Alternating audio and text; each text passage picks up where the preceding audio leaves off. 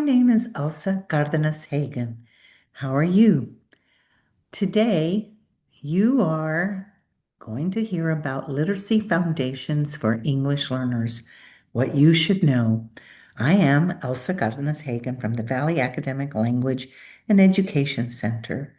And today, what I'd like to share with you are all the things that we should do to help our students really on that journey towards literacy.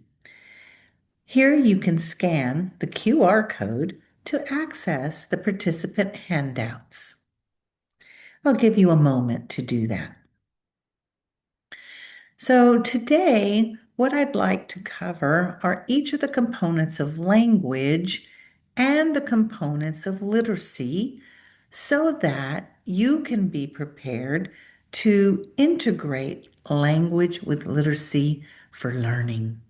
You've learned a lot about attention, concentration, and the executive function skills, but we want to focus on the content of what our students, especially our students who are learning English as an additional language, how they can learn and become literate. So we'll begin by looking at the demographics of the student population. Look at oral language, which is the foundation for literacy and learning. Cover the research on students who are designated as English learners, and cover those 5 areas of literacy: phonological awareness, phonics, fluency, vocabulary, comprehension. And then we'll close it out. And much of this comes from the book Literacy Foundations for English Learners, a comprehensive guide to evidence-based instruction. So we begin by thinking about the context and thinking about the history of where these students, what has been provided to them. We started with the Bilingual Education Act in the 1960s, and on to the No Child Left Behind by the year 2000. Every Student Succeeds with this initiative by President Obama, and then the push for standards, state standards for literacy and state standards for language proficiency. So as we look at this, context matters. So you first have to ask yourself, all right, what is the language of instruction model that we provide at our schools for our students who are learning English as an additional language, or for students that are becoming multilingual, right, where they are studying both languages? So English as a second language is where we primarily focus on English, but we're using some of the support systems of their home language for English, right? Are they in a structured English immersion program designed to impart also English language skills, right? So that they will succeed in English mainstream classrooms, right? And here, there's not as much as English as second language has primary language support, but the structured English immersion does not. And then we have the transitional bilingual education program, where the idea is, we're going to provide that primary language, right? And we're going to give the support, but still the goal is English, but we're going to give support in the home language, the primary language. In dual language, it's giving support in 2 languages at the same time, right? And so it's English and another language, maybe that first language, or so we can have what is called one-way or two-way. One-way will be those who speak another home language other than English, and they're really working in a model of maybe 50-50, where they're going to be moving into learning both their home language and English, or where we think about the two-way, where we have English speakers with speakers of another home language working together across the languages. So these are the different program models, and context matters because we're going to look at that context and then see what are the adjustments we need to do to help our students do better in literacy. So why is this important? Why are you here? Why did you even attend this session? Well, we know as I look out there across the United States, we know that it is likely you will have in your setting a student who's learning an additional language, right? Other than English, or learning English as an additional language comes with another language. And we see that there's more than 5.3 million of these students. 76% of them speak Spanish in the home. But we have other languages that represent like 2% of the population, of these populations of students speaking Arabic or Chinese, Mandarin or Cantonese, Vietnamese, Portuguese. And as we look across the United States, we have some states that are very large, like California and Texas, and they have, you know, more than 1 million of these students attending public schools. So it's likely you will, work with a student who's learning English as an additional language, and we know there's 400 different languages spoken in the homes of these students. Spanish is still the most spoken language, but every language counts. Every language counts. So we have to think, and I want to dispel some myths. And these are the myths that we are going to dispel today.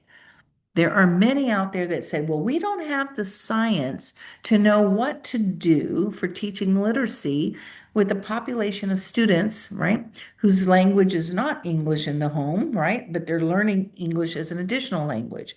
Well, I'm here to tell you that by 2006, we had a report of the National Literacy Panel for Language Minority Children and Youth. It followed the National Reading Panel report that you're likely very familiar with, right? From the year 2000, where that's where we found out about phonological awareness, phonics, fluency, vocabulary, and comprehension. But what did 6 years later this National Literacy Panel report describe? Well, it described something important. It said, do these areas, phonological awareness, phonics, fluency, vocabulary, comprehension, do they matter? Are they as important for students who are learning English as an additional language? Absolutely. These 5 areas must be embedded into that language arts program, especially in those early years. But what do you need to do extra? What we know from more than 2,000 studies is you have to adjust the instruction to meet their needs. And what are their extra needs? Their extra needs are that language development, using the primary language for literacy knowledge, using first language knowledge for second language knowledge, using first language literacy for second language literacy, and making those cross-linguistic connections as a very strong feature. Now, it's interesting in this National Literacy Panel report that the committee describes that when a student has the opportunity to work in their primary language with literacy, they're going to do better in English literacy than those students who didn't get a chance to develop their primary language literacy. So that's very interesting and something that we should take into consideration as we decide which program model will fit best for whom and for how long. Another body of research, the Institute of Education Sciences, they have what are called the practice guides, and these still exist today. And these are the Institute for Education Sciences, that's the research arm of the United States Department of Education, and these are so easy to read. There's many on mathematics, on language arts, but here's this one on teaching academic content and literacy to English learners in elementary and middle school. And it's saying something about vocabulary, and it'll tell you what has strong evidence and what has minimal evidence. Well, teaching a set of academic vocabulary words intensively across several days using a variety of instructional activities, that has strong evidence. Integrating oral language with written language, right? In that English language instruction and across the content areas, very strong evidence. In other words, we're going to work on oral language, we're going to work on written language, and we're going to do so across the content areas. And this is what I tell teachers. You are a language teacher, you are a literacy teacher, and you're a content area expert teacher. Language and literacy are in everything that we do. Think about mathematics. There's language, and literacy requirements for mathematics, for science, for social studies, for language arts. Absolutely. Another consensus report in the year 2017 promoting the educational success of children and youth learning English, sponsored by the National Academies of Sciences, Engineering, and Medicine.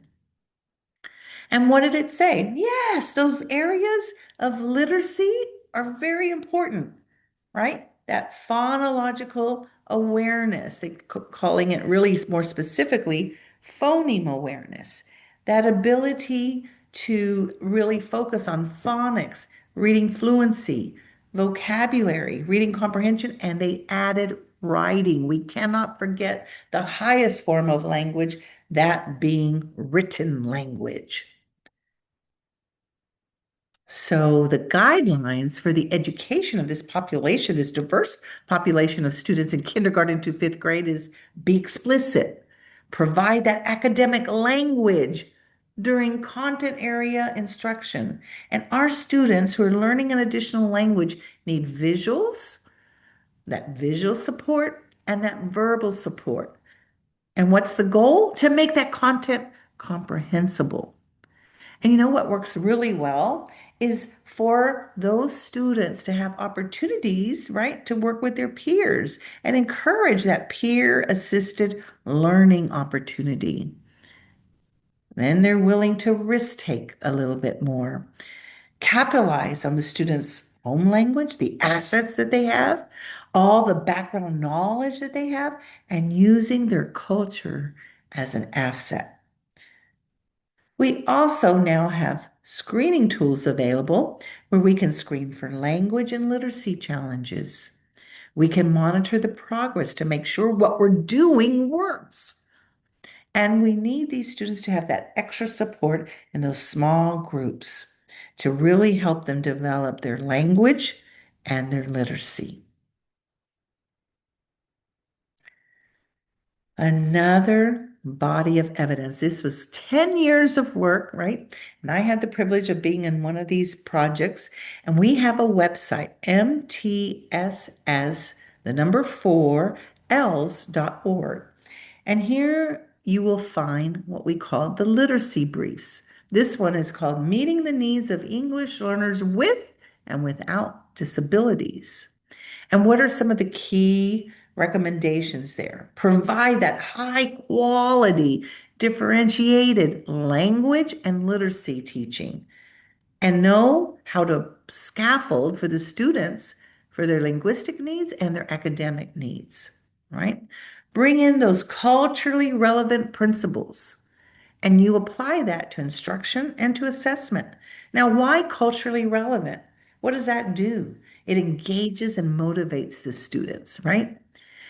We know that our students also need a lot of opportunity to practice in these 4 language domains: listening, speaking, that's our oral language, reading and writing, that's our written language. And when we do this work, we have to bring in those primary language supports during instruction. But first, as educators, we have to have some knowledge about the structure of their language. How does it work? Some knowledge about first language acquisition, second language acquisition, first language literacy, second language literacy, context matters. What program model are they in? How am I going to address their needs? And in thinking about that, we developed this at our Project Ellipsit at mtss4els.org, kind of thinking about those layers of instruction.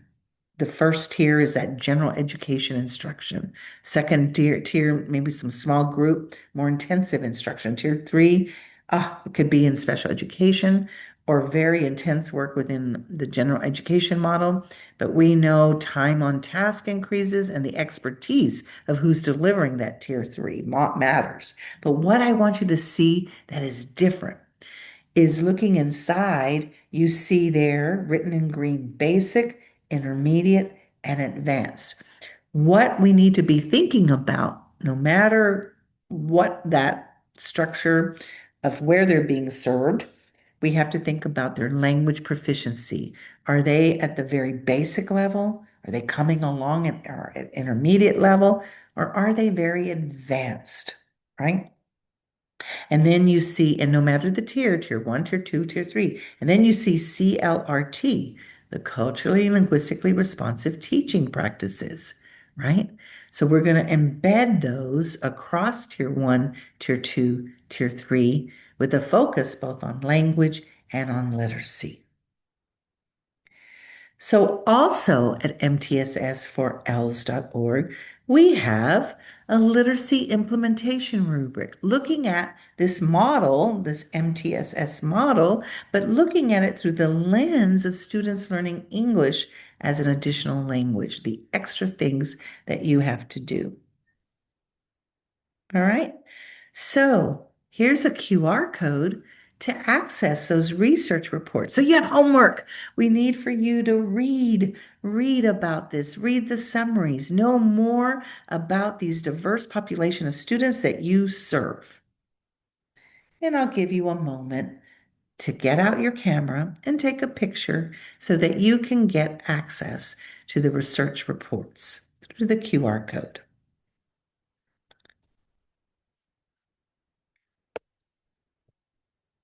Hopefully you got that. Excellent. So that's your homework to read.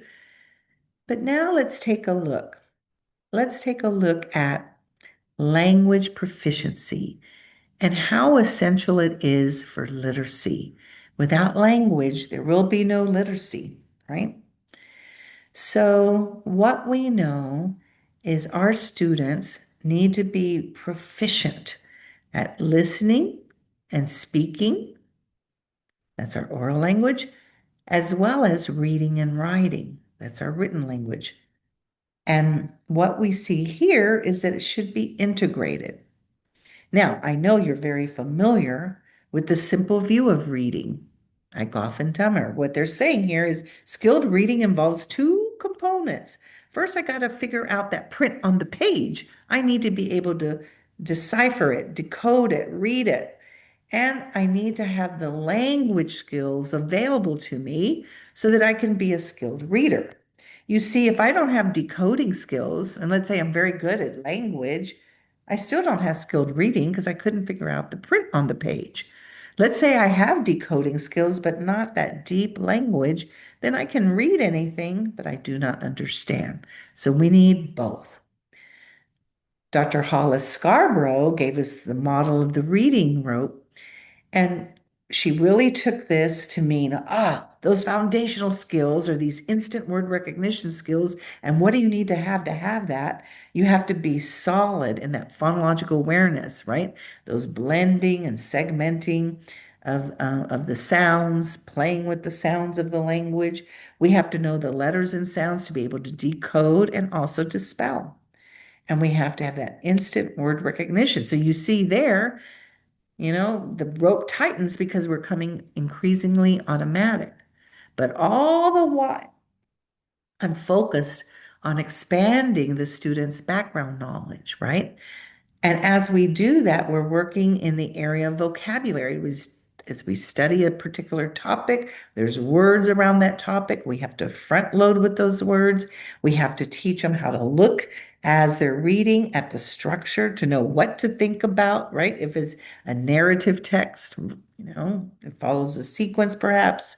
If it's an informational text, in that informational text, what do you have? A main idea, some details and supporting details. So knowing that structure helps me to know what I need to be thinking about, right? And we also know that our students need to put two and two together, make inferences, be able to reason, right? And know that literacy knowledge as it relates to that text structure. So what happens when that occurs? I become an active strategic reader. And then I get to skilled reading, that fluid execution and coordination of word recognition and text comprehension. You can't have one without the other to have skilled reading. Now, a new term from 2014, structured literacy. Structured literacy was a term that was developed in June of 2014 at the International Dyslexia Association. Why was it developed? Because we weren't sure about what it meant. What were we promoting for students in regards to the science of reading, in regards to what all students need, in regards to what students with disabilities will need? And structured literacy really, considers that across all those levels of instruction, and keeping in mind why we do our work through the science of reading, this accumulated research on reading and writing, right? But what should we be doing? Notice the what involves the domains of language. Again, language is that foundation, and that language is a foundation for reading, and it pertains to word recognition, right? That instant word recognition and that deep comprehension, but also the written expression as we write, as we spell, as we create beautiful sentences and paragraphs. So we have to do this work in word recognition and comprehension and composition, right? But we have to be direct and systematic. Everything they do on day one, they need on day two. That's cumulative. We need to be data driven. Every day I work with a student, that is data. I'm listening to their responses. I'm reacting to those responses. I'm scaffolding what they have given me and getting them to a more formal way of maybe saying something. But it's highly interactive, highly purposeful and intentional, and it's data driven. So in this graphic organizer for structured literacy, this approach grounded in the science of reading, we're talking about why do we do this work? Because the body of evidence. Who does this work? All teachers in tier one, tier two, tier three. What do? We rely on those language components for reading and writing. How do we do it? Explicitly, systematically, cumulatively, using multiple modalities, right?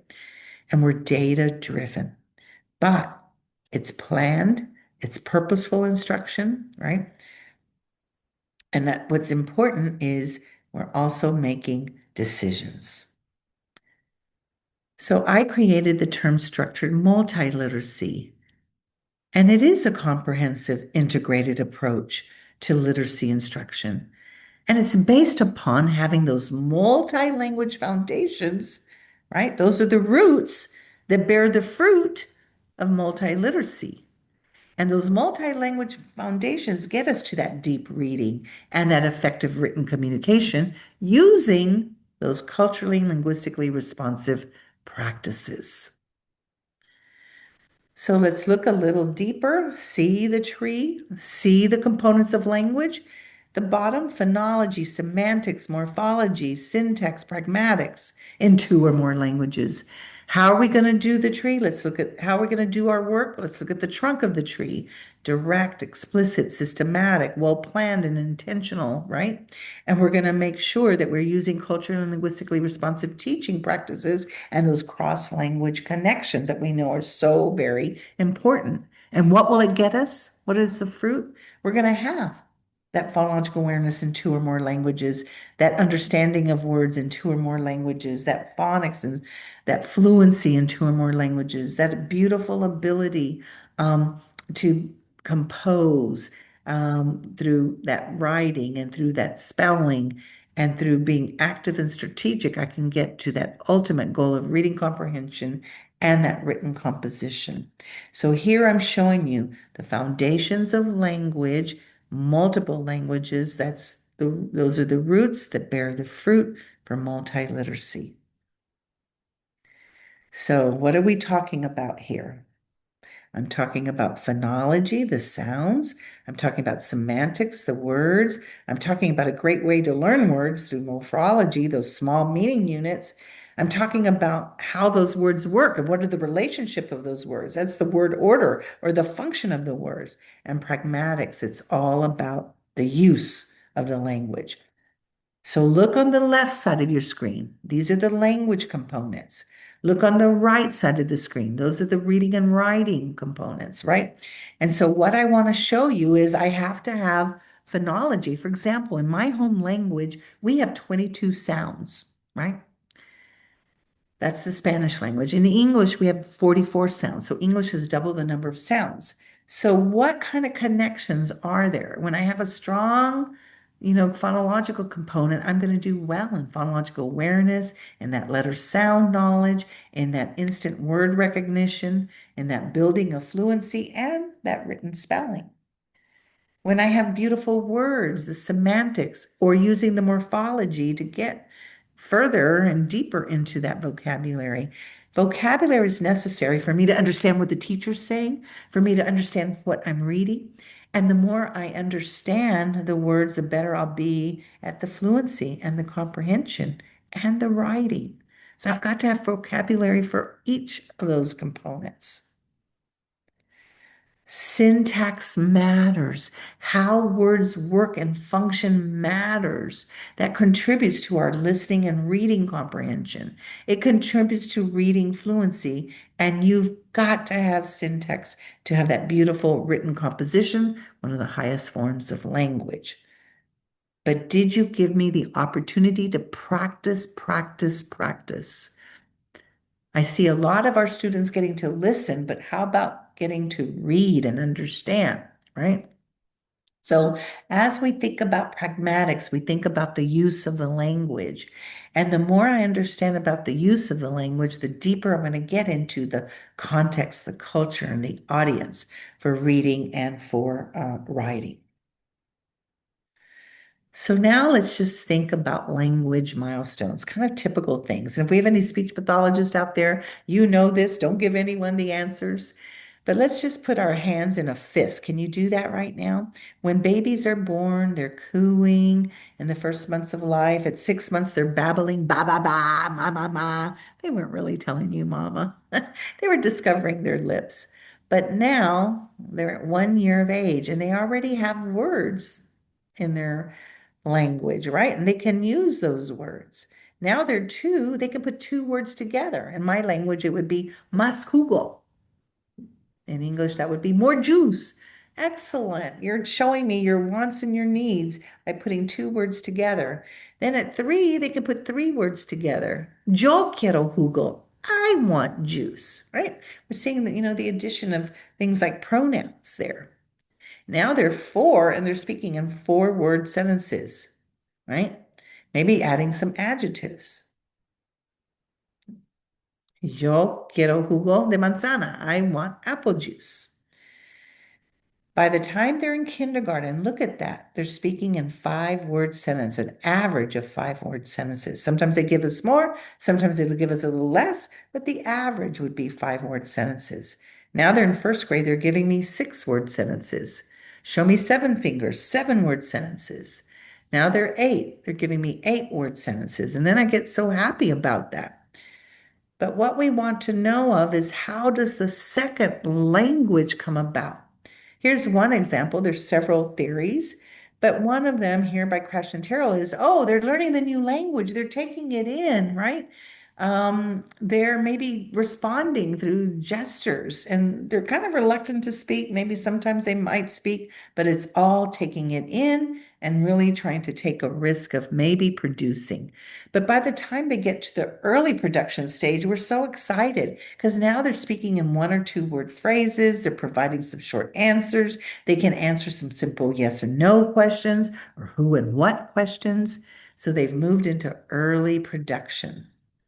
And then beautifully, we see them now speaking in simple sentences. It seems like they can comprehend up to 3,000 words, right? There's still going to be grammatical errors. And what I want to tell you, that's not abnormal. It's normal to have those grammatical errors in the speech patterns. We're practicing this new language, so we're going to have errors. And I need you to help me figure out, those error patterns and really help me to correct them. And then we see that now they're comprehending up to 6,000 words. They're speaking in complex sentences. It's that intermediate language proficiency stage. They're going to be telling you their opinions. They're going to ask for clarification. Those are examples of intermediate language proficiency.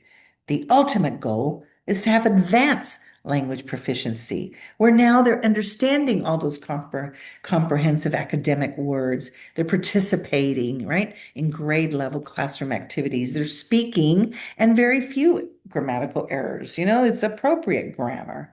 And their vocabulary has soared so much that it's comparable to those monolingual English speakers. They say that it takes about 5 to 7 years to get to this advanced language proficiency stage. Some students will do it earlier than that. But tool I want to give you today is how to expand the language. And when we do this over and over and over again, our students who are learning English as an additional language will understand, my instructor is going to ask me about who and what and where and when and how. So maybe I should start off my sentences by giving that information. So here's the student saying, I saw a man running. Well, good. You told me about who and what. Can you tell me more about the man? Can you describe him? I saw a tall man running. Oh, now I can picture this tall man running. Where's he running? I saw a tall man running on the beach. Oh, now I know. He's on the beach. I can picture him running on that beach. When was he running? I saw a tall man running on the beach this afternoon. Oh, wow. Must have been hot. Why is he running? I saw a tall man running on the beach this afternoon to help a little boy. Oh my, how did he help the little boy? I saw a tall man running on the beach this afternoon to help a little boy by pulling him out of the deep water. That last sentence gives me the every detail, the who, the what, the where, the when, the why, the how. If we could make this as a routine, my students who are learning English as an additional language will now be able to have some sentence expansion, and they'll have this routine and start expanding their sentences by answering these questions. Here is what we call the ELONS, the English Language Oral Narrative Scale. And here's another way, just kind of like this rubric of how to look. How are my students who are learning an additional language, how are they producing and pronouncing these new speech sounds? Is it fluent? Do they use single words in their grammar, or are they using simple or more complex sentences, right? How's their vocabulary, right? Do they have non-specific vocabulary, or are they elaborating with some description, right? They have adequate description or very, very sophisticated descriptions. How's their comprehension? Are they understanding what I'm saying, taking in this information? Or do I have to offer lots of rephrasing and clarification? And then finally, are they understanding without any support? So this is a way that I can look at pronunciation, fluency, grammar, vocabulary, and comprehension. Now, let's get really into this. Here's what you can do. Remember, all you've heard me talk about are these cross-linguistic features. Well, here's an example, and you can get a lot of this also. You can use technology to get there, AI to get there, websites like mylanguages.org to tell you, which languages have what sounds that map onto English. But look here. Here are the consonant sounds in Spanish and English that are exactly the same. B and k and d and f and g and and and b. S. Look at all of those. Let's look at Arabic and English. Some of the same ones. B and d and and k. Let's look at Vietnamese in English. What do we see there? B and p and and n and k and u. Seeing some similarities, aren't you? Where are they going to have trouble? With that schwa sound. With that sound j. That was very complicated for, us Spanish speakers learning English. Or sh, or zh, or aw, some of those, you know, short vowel sounds. But let me show you what you can do. For example, that letter J that says J is very problematic for students who speak Spanish and are learning English. This is what you can do. Let's look at these, what we call the minimal pairs of sounds. Put your hand on your vocal cords and say the CH sound, which exists in both languages. Say ch, ch, ch, ch, ch, ch, ch, ch, ch. Your vocal cords did not vibrate. Now I want you to say ch, but turn on your voice box. It becomes j, j, j. Turn off your voice box. Ch, ch, ch. Turn it on. J, j, j. Do you hear the difference? Do you feel the difference? Yes, that's a J, and you have in your home language ch, and we have it in English too, ch, but you don't have j. Now, here's my finger. It's spelled D-E-D-O in Spanish. Say this, dedo. The first D, it sounds like English, d, but the second D is actually the TH voice, dedo. The Spanish medial D equals the English TH voice sound. So when they write the word father, F-A-D-E-R, you're going to say, good for you. You used your language D for TH. We have a new way in English, and you'll write TH instead of the D. We also have a vowel sound that says ooh in Spanish. We use the letter U. In English, you use the long O-O, ooh. In Spanish, we have a trilled R, r, r, r, rosa. In English, it isn't trill, r, r.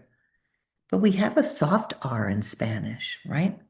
So the word for face in Spanish is C-A-R-A. Listen big, cara. The word for what hour is it? The hour is hora, cara, hora. Did you know that that sounds like the medial T and D of English when I say ladder, letter, cara, hora, ladder, letter? It's called a flap. Your tongue flaps up and down. So sometimes I write the word letter, L-E-R-E-R. And what are you going to say? Good for you. You have the sound, that's the concept. You need a new label, right? In the word letter, it's double T. Same thing can happen in Arabic. There's no p in Arabic, but Arabic has b. Touch your vocal cords, b, b, b. Turn off your voice box, say b without voice, give me air. It becomes p. Arabic doesn't have the sound v, right? But it does have the sound f, like the F versus the V.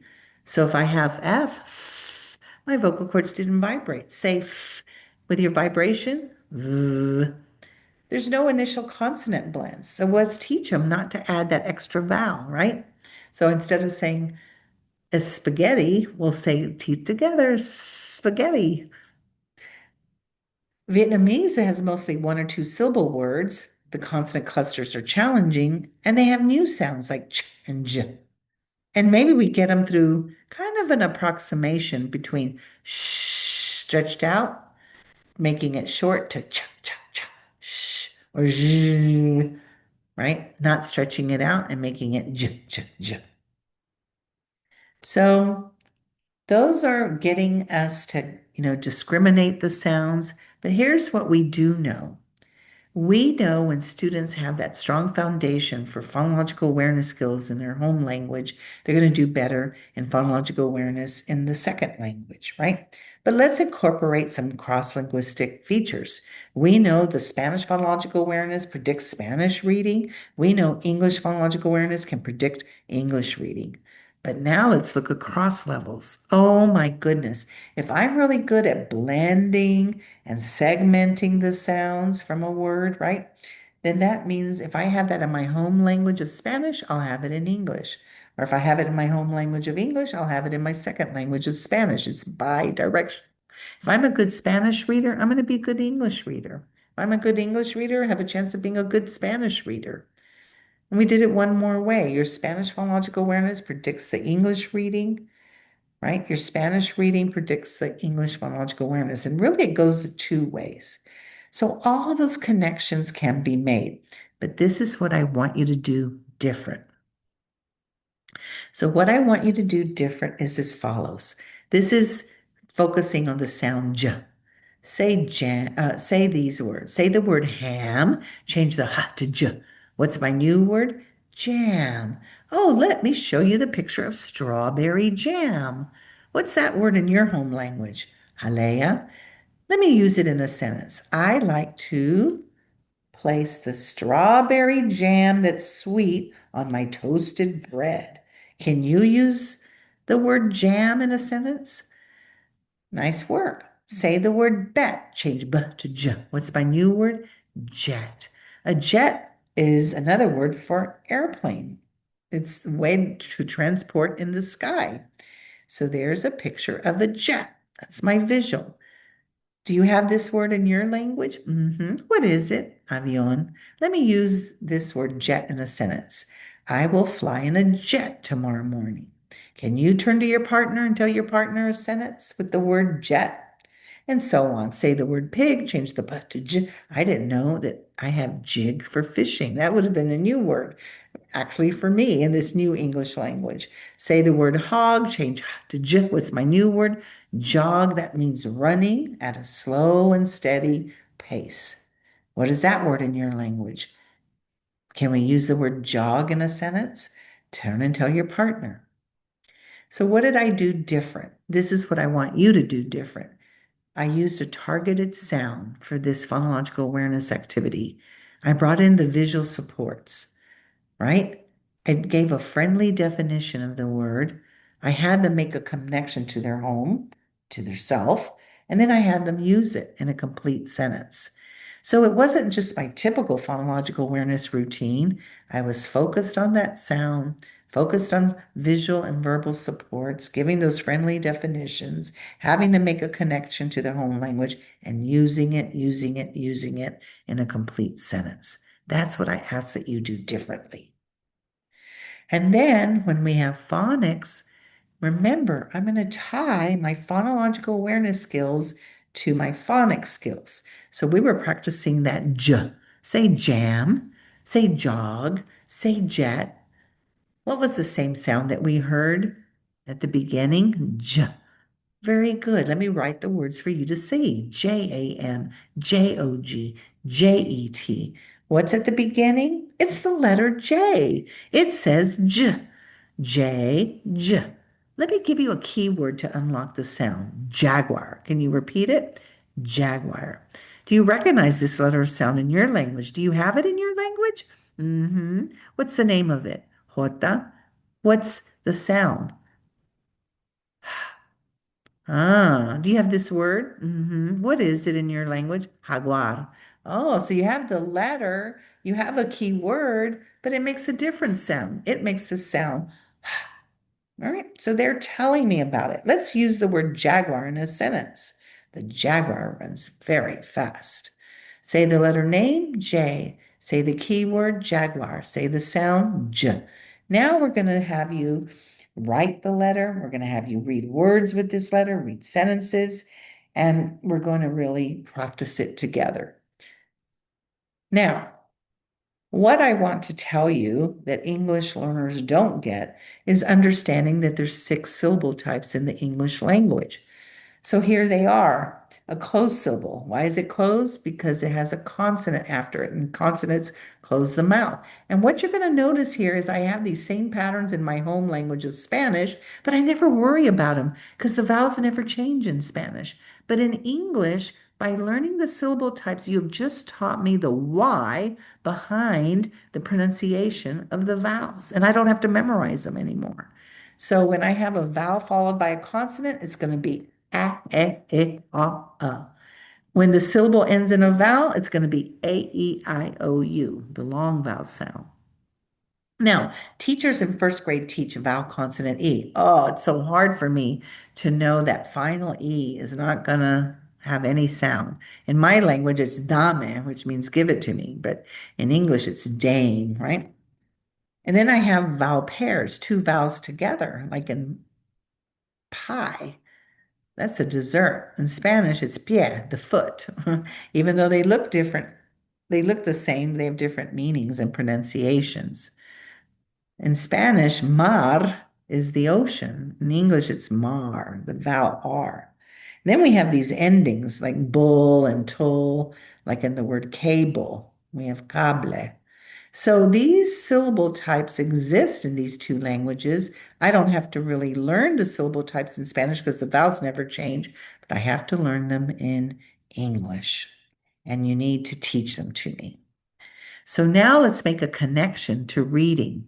Students, the purpose of our reading is to practice that sound that we did in phonological awareness, the letter and sound that we learned.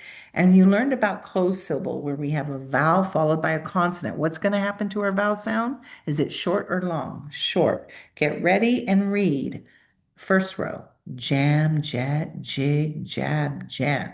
I like the way you read that. Can you tell me which words here have not only your targeted sound j, but they have the ah after it? Jam, jab, jan. Very good. You were paying attention to the sound features. The next row, prepare it, ready, read. Jim, job, jack, jen, jess. I'm going to ask you something to focus on the meaning. Which words are persons' names? Jim, Jack, Jen. I like the way you read those. How did you know? Oh, they each began with a capital letter. Very good. The next row. Prepare it, ready, read. Jet, jig, jan, jack, jab. I'm going to have a question about the function. Which word can be a noun, person, place, or thing, a verb showing action, or a describing word? Good, jet. We talked about the jet when we did phonological awareness. That's a noun, the airplane. We're going to jet out of here when we're done. We're going to leave quickly. And my hair is jet black. It's describing the color. So that was three different functions of that word jet. Let's look at the last row. Prepare it, ready, read. Just, jam, jig, jab, jet. Now we're going to get to the use of the language. Which word could replace in this phrase? I was only kidding. Which word can you use in place of only? Just. Let's say it together. I was just kidding. Nice work. So, what did I do here? I embedded language and the components of language into my simple reading decoding practice by bringing in the sound features, the word meanings, the syntax, how words are related to other words and their function, and the use, pragmatics. Now I need to be fluent in my reading. So my students need lots of practice. And many of these students can learn the code, but they have trouble with that, fluency. And so what you have to know is, typically we say the more fluent you are, the better your reading comprehension will be. Well, for students who are English learners, that reading fluency and that comprehension is moderated by that oral language proficiency of English learners. So we need to be building language as we're building that fluency to get us to that comprehension. And finally, we're going to be looking at the two best word learning strategies. That's going to be cognate awareness and morphological awareness. A cognate, those are words that are similar in spelling and meaning. Look at this word canoe. It's the same in English and Catalan. Look at Spanish, Italian, and Portuguese, canoa. Look at French, German, Ukrainian. These are all words that are similar in their spellings and meanings. So let's take a stab at being explicit and systematic with the cognates. The word's author. Say the word author. In Spanish, it's autor. Say it in Spanish, autor. Put your hand under your chin, autor. How many syllables was that? Two. Your mouth open twice, autor. How many in the English word? Author. It's also two. How many sounds in Spanish? Out, or. In English, author. So Spanish had four sounds, English had three. How many meaning units? If we look at author, that OR is the person who, and authorizes or writes. So we have two meaning units. Let's look at this architect. Let's look at the author of the book. An architect, what do they do? They design and make plans for buildings, perhaps. An author, what does an author do? An author creates written, beautiful passages or books or articles. Can the word author in English be a noun? Yes, person, author. Can it be a verb? Yeah, he's going to author a book. In Spanish, can it be a noun and a verb? No, only a noun. Use the word author in a sentence. Turn and tell your partner that sentence. Now let's look at the spelling. What's different about the word author when we compare it to Spanish? Oh, it doesn't have the H in Spanish. So guess what I did? I asked you about the phonology, the sounds and syllables. I asked you about the semantics, the meaning. I asked you about the morphology, the morphemes. I asked you about the syntax, whether it was used as a noun or a verb, or can it be used as both. I asked you about pragmatics, using it, and I extended it into orthography, the spelling. So I went through the phonology, the semantics, the morphology, the grammar or syntax, and I went to the use and to the spelling. And we can do the same thing with morphemes. 60% of the English language comes from Latin, 15% from the Greek. Look at all of these word parts that are the same across Spanish and English. So I can do the same procedure that I did with the cognates with prefixes here, or roots or suffixes. Say bicycle, say bilingual, say bifocals. Let me write them for what you to see. What's at the beginning? BI. Let's see what it means. How many wheels does the bicycle have? Two. How many lenses do my bifocals have? Two lenses. Say hola in Spanish. Say hello in English. How many languages did you just speak? Two. So bi means two. It's a prefix, goes at the beginning, add it to a base, right? Think of the word that you would use if you lived in a home that represented two cultures. It would be what? Bicultural. If something has two colors, like a soccer ball, it is bicolored. Excellent. We're going to be adding to our word wall. You also have your own personal vocabulary journal. And as we listen to people speak and read and write, let's add to our repertoire of words. Morphology can really help us. We'll end today with the 8 best practices for reading comprehension. That means from the National Reading Panel report that students need to be active and engage. They need to be thinking, am I understanding, right? They have to know this text structure. And we can use graphic organizers or semantic organizers. But more importantly, we're going to have the students answer questions and generate questions. We also want them to provide a summary, and the National Reading Panel says you should use multiple strategies. So I came up with an easy way to remember 3PV, 3RQ. We're going to start with the purpose of what we're reading. We prepare connection to explore the background knowledge, have them make the predictions to see if their predictions come true. We're going to explore their vocabulary, and then the students are going to read. We provide a review, a summary. They retell it to us. And then they ask questions of us. We ask questions of them, and then they can generate questions. So it's two things, the question answering, the question generation. And don't leave out the retell. We found that that had a lot of positive impact. So the purpose helps students understand what they're going to be reading and why. So we'll be reading passage with that suffix ism, and we've been studying about economic systems. So get ready, concentrate, focus on the task at hand. Let's activate your knowledge. All right. What do you know about economic systems that we've been talking about? Have you heard about this word capitalism? Capital can mean related to finances, to money or economics. So tell me what you think capitalism is all about. Then we'll make a prediction, maybe from the title, the subheadings, right? They can make a prediction and see if their predictions come true. The title is Economic Systems. If that's the title, what would you predict the passage is going to be about? Tell me in a complete sentence. Let's introduce some new vocabulary. So we're going to look at ism. Look at this picture of this beautiful place that has lots of tourism. Tourism is that act of traveling for pleasure. Lots of cities promote their tourism. Tourism can generate a lot of money for the cities. Talk to your partner and tell your partner about some of the features that might help your very own city to improve the tourism.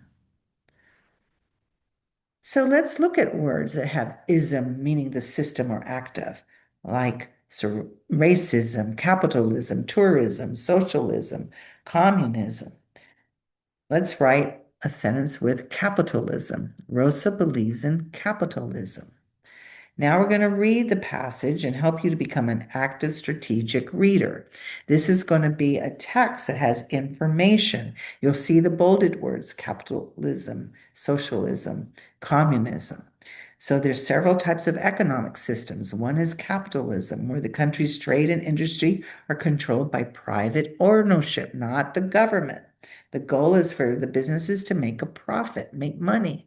Another system is called socialism, where the country's industry is there to meet the needs of all the people, more importantly than making a profit. Countries like Canada, Great Britain, they have this system known as socialism. Communism is where the country's goods are owned by the government, and the government controls the economy, right? People or countries that have this system of communism say that all the goods are shared equally by the people. Russia, China, North Korea are countries whose economic and political system is described as communism. A lot of people think of communism as a form of government where there's one ruler or a dictator in power. There's several types of economic and political systems across the world. You've learned about capitalism, socialism, communism, and not every system is perfect, but does provide a manner in which to understand the political and economic environments. So then the teacher will provide a review, giving our own summarization, and the students will turn to their partners and have a retell. And then there'll be question answering and question generation. Here's some examples about what are the economic and political systems in the article. Tell me some of the features of capitalism, socialism, communism. But now it's your turn to generate a how or why question. The students came up, why did some countries follow the system known as communism? So 3PV, 3RQ embeds those 8 best evidence practices for reading comprehension. I hope that today you learned about how to make connections across home language and second language, and that you'll consider language and literacy goals across the content areas, capitalize on the first language for the development of the second language, and use culturally and linguistically responsive practices. Here are some websites that can be helpful to you and have resources such as MTSS for ELS, Dyslexia IDA, talking about screening these students. Colorín Colorado, there's Reading 101 for English Learners course for free. The Meadow Center. At our University of Houston, we have the National Center on English Learners that focuses on adolescent English learners, the CCL Center. We also have the Reading Universe, where we are featured in there providing instruction and coaching teachers for biliteracy. And this was the book, Literacy Foundations for English Learners. I hope you've learned something about phonologic awareness, phonics, fluency, vocabulary, and comprehension amongst this population of students from linguistically diverse backgrounds. Thank you very, very much.